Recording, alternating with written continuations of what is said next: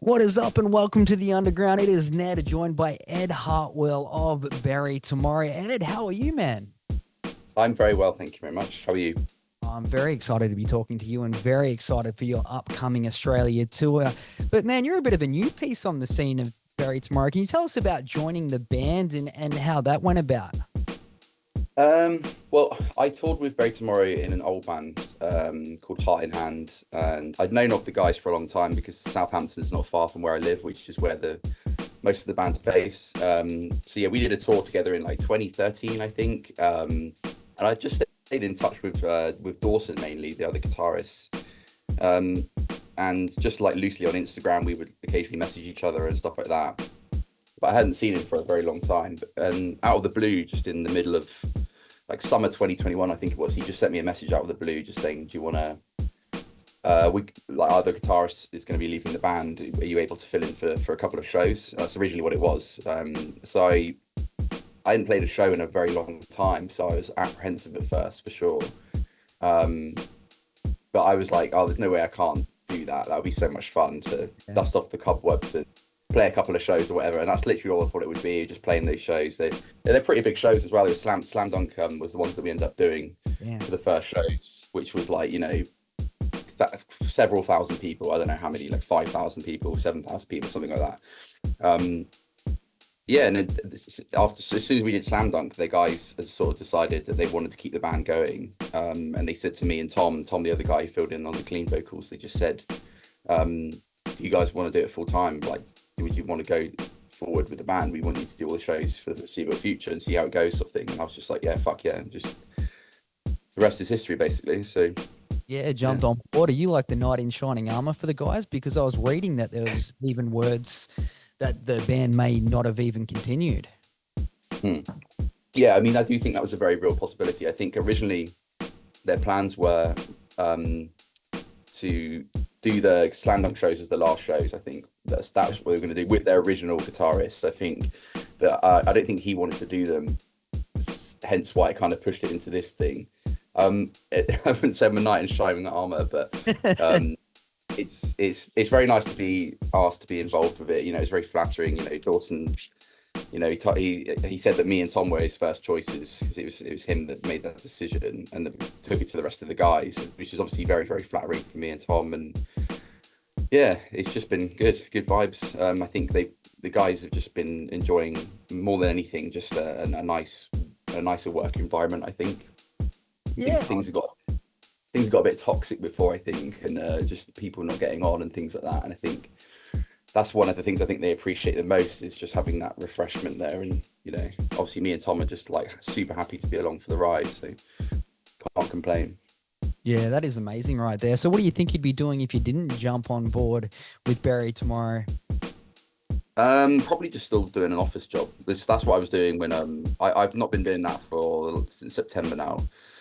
I've just been doing the band, but yeah, probably just still doing that, I guess, which was kind of boring. I was very very done with it. So it was cool to like, even when I was doing them at the same time, I was using my annual leave to go on tour and stuff, and it was just really nice to have that juxtaposition of the two different things. Dude, Ed, this is a fantastic story right there. I love that going from the office job to touring in a band. And were you Yeah, all part of the most recent album, like writing it and all that sort of thing? yeah, absolutely. Yeah, we really quickly, as soon after me and Tom joined, the first shows that we did were in September 2021. In November 2021, we were in the studio recording two songs, which the guys had already sort of started writing. I contributed a little bit to those songs, not massively, but like I was there for the tracking process and stuff like that. Yeah. And I added in the old little couple of little bits, but it was very quickly like, oh, we want to get on with releasing some music really quickly. And then in March of the next year, we were recording the full length. So, which I did write a couple of songs for that album. Um, and then we're in the middle of writing the new one at the moment. We're finishing off recording it actually, which I've contributed even more to that as well. So it's just been a very natural process of just being involved, and the guys are super welcoming with me and Tom and the ideas that we bring to the table, because previously it was just Dawson that wrote all of the music. If you're talking about music wise, anything that was guitar, drums, whatever, he would just have written all of it pretty much, with maybe a little bit of input from the other guys for ideas. But now he's actually got people like me and Tom actually bring ideas to the table, so we can write our own demos as well. So it's spreading that workload out a little bit and adding some extra influences from other places, which, you know, hopefully people are into it, you know. Oh yeah, 100% right there. You bring a lot to the table, man. Like, that's crazy right there. You were saying it was a little bit of a toxic work environment before that. Do you think this is like bringing you two guys in has helped evolve the new sound of Bury Tomorrow?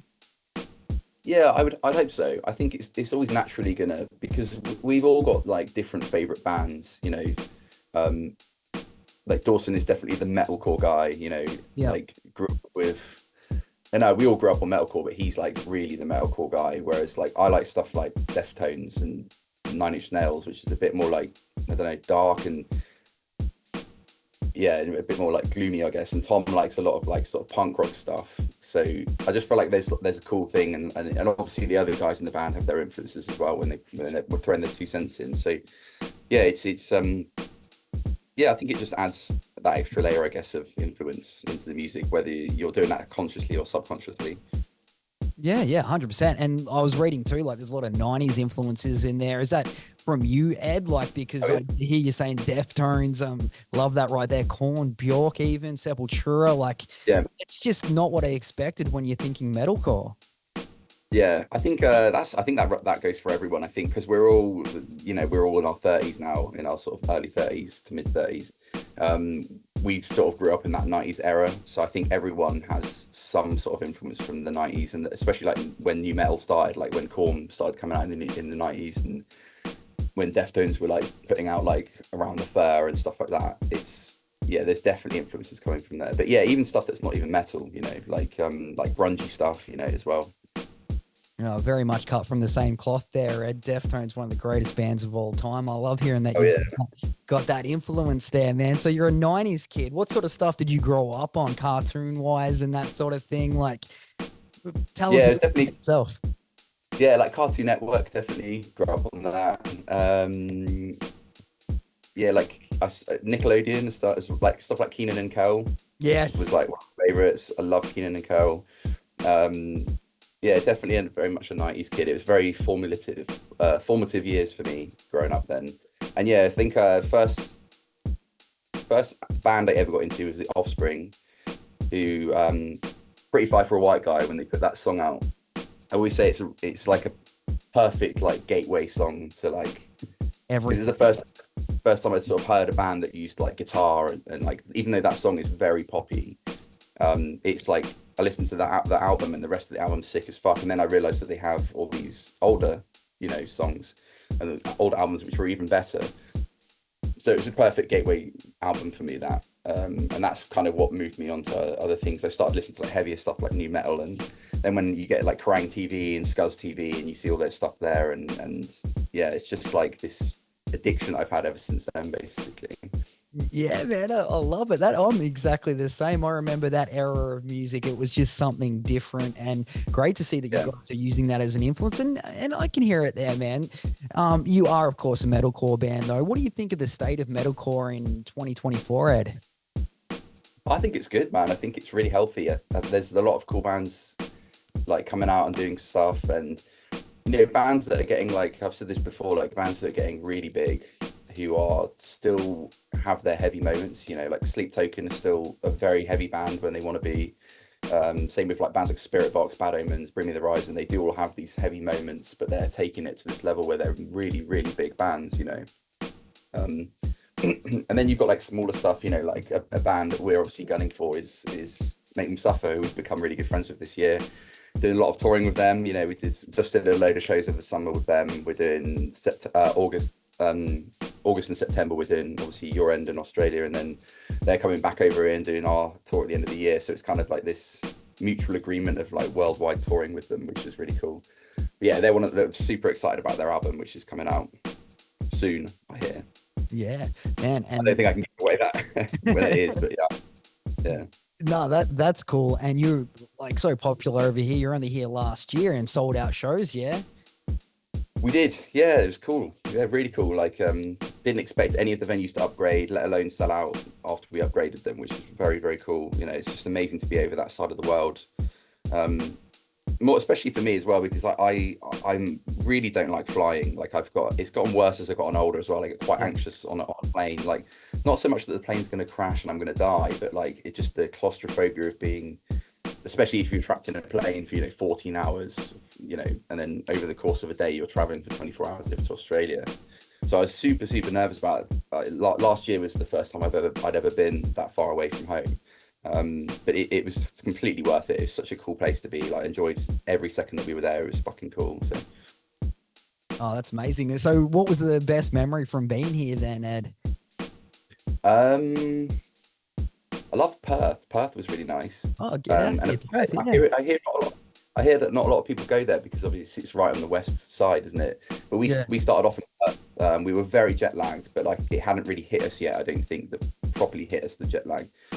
So we had a super nice day out there. That was really cool. Just like stuff like going in, like, those man-made pools that they have by the sea. It's like a rock pool. Yeah. There's one, I think it was in Newcastle, where like it was a really rough sea day. So we were there, and every time the water was hitting the wall, it was like this like 30-foot wall of like water like washing over us. We just had such a good time, and we just did that before the show. Just really cool stuff like that, and even just like driving through like the outback and like seeing kangaroos and stuff like that. It was just like the shit that you don't see in England at all. I saw that on your Instagram, actually, and in people checking this out, check this man out on Instagram, Ed_Hartwell. Well, man, we are running out of time, but before I let you go, I want to get a recommendation from you. It could be anything, a movie that you've checked out recently, a band, or anything. What's something Ed Hartwell recommends? I recommend, the first thing that pops to my head is the Boys, the TV series, The Boys, series 4. It's halfway through at the moment. It's coming out each week, and it's absolutely mental. But yeah, if you haven't watched that show, I recommend it. It's absolutely crazy. This August, hitting up Brisbane on Friday the 30th, Newcastle all sold out on the 31st, Sydney on the 1st at the Roundhouse, Melbourne the 5th of September at the Forum, Adelaide, Hindley Street Music Hall on September 6th, and wrapping things up in Fremantle, September 7. Ed, thank you so much for taking time out to talk to me, man. Really appreciate it. No worries, man. Nice to meet you. Have a good day.